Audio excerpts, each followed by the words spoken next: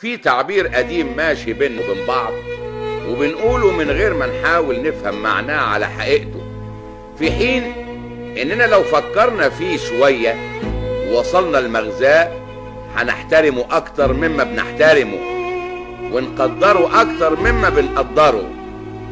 التعبير ده بيقول بيني وبين فلان عيش وملح، والمعنى الظاهري من الكلمة ان في بين الاتنين مودة وحب قديم وصداقة متينة، لكن المعنى الخفي للكلمة اكبر من كده بكتير، اذ ان وراه تعبير تاني فاهمينه هجس مع انه في منتهى الجد.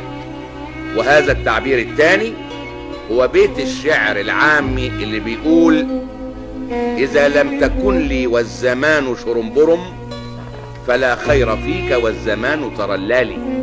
وشرنبرم هنا معناها شر مبرم، يعني شر حاصل حادث موجود. وترللي يا حضرات السادة الأفاضل يعني تراءى لي، أي ظهر لي، يعني وضح لي.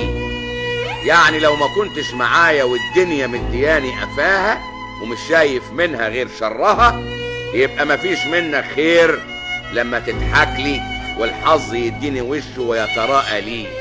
وبيت الشعر ده هو اللي ورا كلمة العيش والملح، إذ إن المعروف يا حضرات المحترمين إن الواحد لما تضيق بيه الأحوال ويبقى والعياذ بالله على الحديدة ويمكن بيفكر يبيعها كمان، بيبقى مفيش قدامه حاجة ياكلها غير العيش اللي يغمسه بحبة الملح.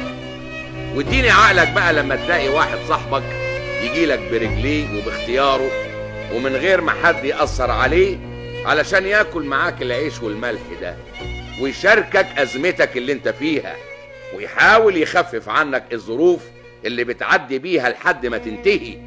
ومن هنا قيمة العيش والملح اللي هي المشاركة في الأزمات، المعونة اللي الواحد لابد يقدمها لصاحبه ولصديقه. وده اللي لازم يكون، وده اللي لازم يحصل، إننا نقدر النعمة اللي بناكلها مع أصحابنا وحبايبنا وقرايبنا، مش بالكلام بس، لا، وبالعمل، بالمحاولة على إنهاء الأزمة.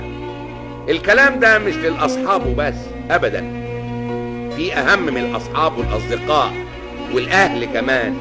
البلد، بلدنا اللي لازم نحتملها في أي أزمة تمر بيها، مش نديها وشنا ساعة غناها وبعدين نديها ظهرنا في ساعة أزمتها، لا، بالعكس.